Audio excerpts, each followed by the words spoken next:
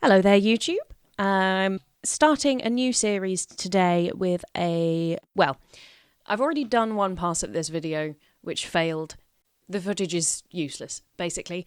So we have unfortunately missed the wonderful experience of me unwrapping this brand new Leuchtturm 1917 notebook and swatching a number of different pens and inks in here, because you just couldn't see on the old footage anything that you actually need to see to make this a useful thing to look at. So we're starting over.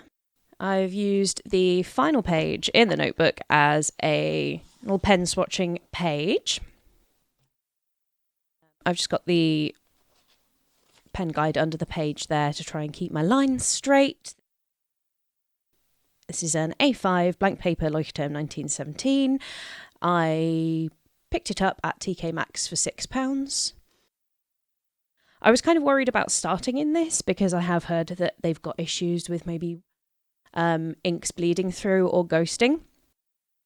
But on the other hand, other people are really keen on them and they are advertised on pen websites as being fountain pen friendly. So I wanted to test everything out for myself. I've listed next to each sample what pen it was on. So we've got the Tiger own brand bullet planner pens. We've got fine liners. We've got this lovely pink ink that I picked up for myself when I did a little bit of Christmas shopping on Cult Pens a couple of months ago. And this Diamine Cherry Sunburst that I picked up at the same time. That one's actually my husband's. Bought it for him for a Christmas present. That's from their the collaboration that Diamine did with Gibson guitars. And the Cherry Sunburst is the colour his guitar is in. The Pilot V Pen disposable fountain pen, and Lamy Safari, as well as Artist's India ink and a little swatch of watercolour to see how the page holds up to that. The pages are very translucent, so you do get ghosting, but we've got only the tiniest little bit of bleed, and that's only from the V pen. Everything else, even the India ink, has stayed nicely on the page side of the page we put it on. I can see why, if you don't want any kind of interference from the page behind, if you want your pages to be completely opaque, this is going to be an issue, but that's not something that I particularly have a problem with, so I'm perfectly happy with that. So the idea is I'm going to follow through with basically getting started in this journal. I'm going to use it for my general personal journaling.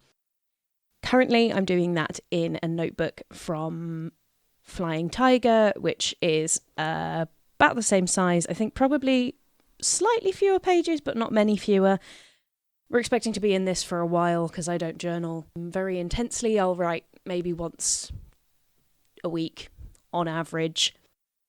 But I'm going to start with pre-decorating some of the pages, basically how I move into a journal and get started with it.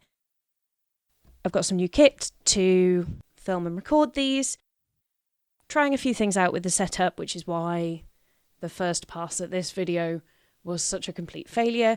So if you've got any tips and tricks you want to pass on, if you've got any constructive criticism about the setup, let me know. I want the content to be stuff that's pleasant to watch and pleasant to listen to. So drop a comment if you've got any suggestions, and also I'd be interested to hear about how people get started in brand new journals. I know how I start. I'm going to be sharing that over the next little while. I'm interested to hear how other people do it. Okay, thanks very much.